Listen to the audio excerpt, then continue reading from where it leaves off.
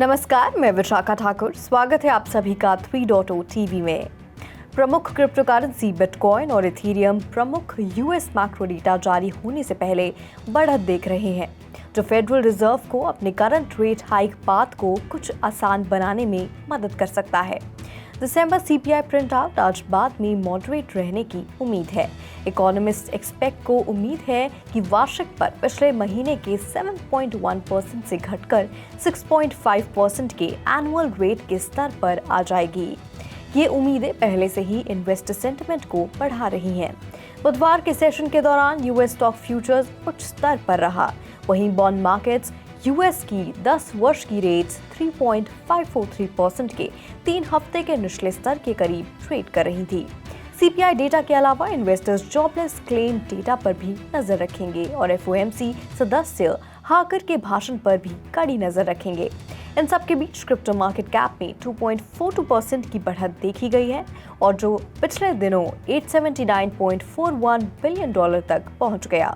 24 घंटे की वॉल्यूम में 10.69% की बढ़त हुई, जो $38.84 बिलियन है। इसमें से डीफाई का हिस्सा 8.47% है, जिसकी टोटल वॉल्यूम $3.29 बिलियन तक है।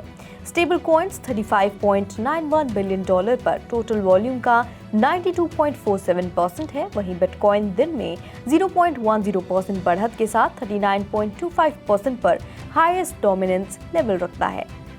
बाइनेंस ने स्वीडन के फाइनेंशियल सुपरवाइजरी अथॉरिटी के साथ रजिस्टर किया है, जिसे क्रिप्टो करेंसी एक्सचेंज को अप्रूवल देने के लिए Nordic country 7th European jurisdiction बन गया है। बाइनेंस ने बुधवार को घोषणा की कि स्वीडिश रेजिडेंट्स अब यूरोज में क्रिप्टो करेंसी खरीद और बेच सकते हैं। बाइनेंस की स्टेकिंग सर्विस और एक्सचेंज के वीजा कार्ड का इस्तेमाल कर सकते हैं। बाइनेंस को अब France, Italy, Lithuania, Spain, Cyprus और पोलैंड के अलावा स्वीडन में रजिस्टर किया गया है।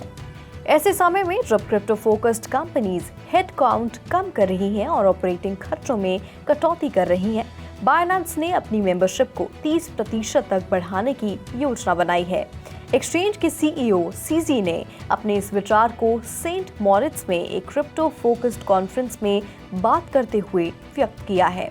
सीजी ने कहा कि वे उम्मीद करते हैं कि बाइनेंस अपनी टीम को 15% से 30% तक बढ़ा देगा, क्योंकि कंपनी बहुत प्रॉफिटेबल है।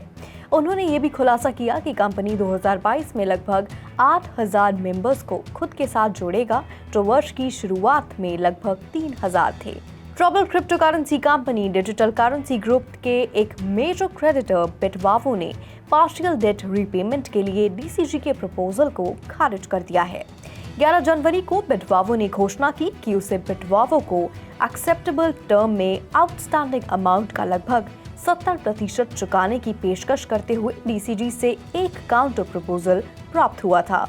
एक्सचेंज अभी भी डीसीजी के साथ बचे अमाउंट पर बातचीत कर रहा है, क्योंकि बिटवावो एक्सचेंज के अनुसार एक्सेप्टेबल पीरियड के भीतर अपने डेट के केवल एक हिस्से का भुगतान करने का इरादा रखता है।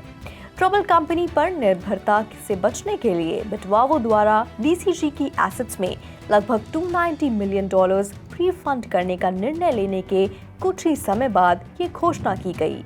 11 जनवरी को एक सुनवाई के दौरान एक बैंक्रप्सी अटॉर्नी ने कहा कि क्रिप्टो एक्सचेंज FTX ने अलग अलग एसेट्स में $5 बिलियन से ज्यादा की रिकवरी की थी, जिसमें बहामस के सिक्योरिटीज कमीशन द्वारा आयोजित क्रिप्टो में अन्य $425 मिलियन शामिल नहीं थे। FTX की ओर से Sullivan and Cromwell attorney Adam Landis ने कहा, हमने $5 बिलियन से ज्यादा कैश, लिक्विड क्रिप्टो करेंसी और लिक्विड इन्वेस्टमेंट सिक्योरिटीज को पेटिशन डेट वैल्यू पर मेजर किया है। ये बस इलिक्विड क्रिप्टो करेंसी टोकन्स की होल्डिंग के लिए कोई मूल्य नहीं बताता है, जहां हमारी होल्डिंग टोटल सप्लाई के सापेक्ष इतनी बड़ी है कि टोकन के लिए मार्केट को प्रभावित किए बिना हमारे पोजीशंस को बेचा नहीं जा सकता। FTX अरीना अब मौजूद नहीं है। फ्लोरिडा के एक जज ने बुधवार को मियामी हीट अरीना के नेमिंग राइट्स के निष्क्रिय क्रिप्टो करेंसी एक्सचेंज FTX को छीन लिया, क्योंकि इसकी विफलता से नतीजे बढ़े थे। डेलावेयर के बैंक्रप्सी कोर्ट में एक अदालत की सुनवाई के बाद ये खबर आई, जहां वकीलों ने अदालत को बताया कि अल्मीडा रिसर्च के फंड ने मियामी डेड काउंटी के साथ डील में फंड जमा किए। पिछले नवंबर में चैप्टर 11 बैंक प्रॉपर्टी प्रोटेक्शन के लिए दायर एक्सचेंज के बाद काउंटी को पहले ही FTX साइनेज को हटाने की मंजूरी मिल गई थी। आज के फैसले को 31 दिसंबर 2022 को रेट्रोएक्टिव बना दिया गया। आज के ऑर्डर ने पार्टीज के सेपरेशन को फाइनलाइज कर दिया है और अब मियामी हीट अरीना के ओनर्स को इसके निर्माण पर नए बिडर्स और पार्टनरशिप्स की तलाश करने की अनुमति देता है।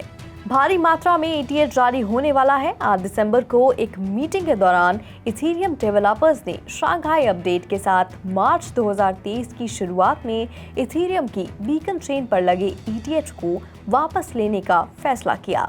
इथेरियम के POS सिस्टम के भीतर बीकन चेन की $21 बिलियन की स्टेक है। एडिशनल ETH डेली बेसिस पर वॉलंटरीली बीकन चेन में स्टेक किया जाता है और शंघाई के लाइव होने तक इसे विड्रॉ नहीं किया जा सकता। नतीजतन मार्च तक बीकन चेन 16 मिलियन ETH को पार की जाएगी। शंघाई अपडेट में 5 इथेरियम इंप्रूवमेंट प्रपोजल्स शामिल किए जाएंगे। EIP 3540, 3670, 4200, 4570 और 5450।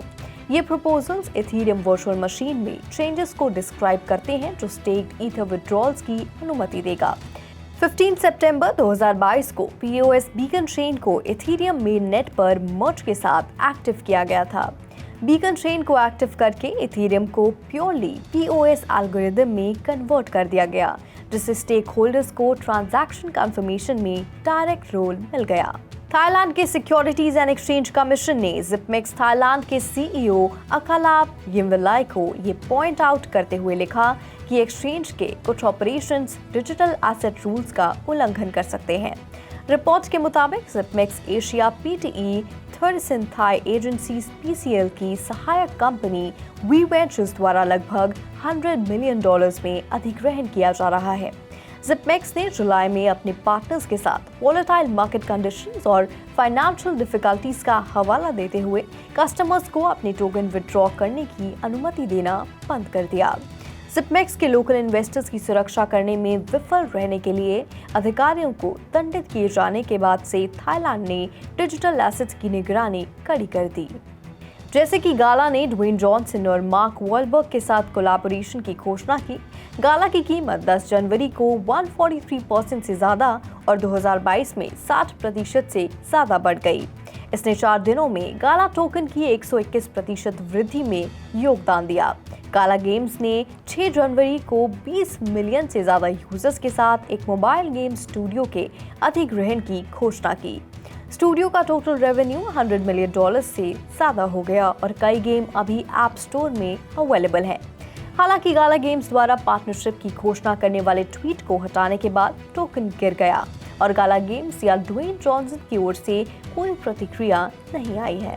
भारत के पहले मेटावर्स प्लेटफॉर्म भारतवर्स ने 10 जनवरी को पुणे के राजा दिनकर केलकर म्यूजियम के साथ एक मेमोरेंडम ऑफ अंडरस्टैंडिंग पर साइन किया, जिससे ये मेटावर्स मार्ग पर जाने वाला पहला इंडियन म्यूजियम बन गया।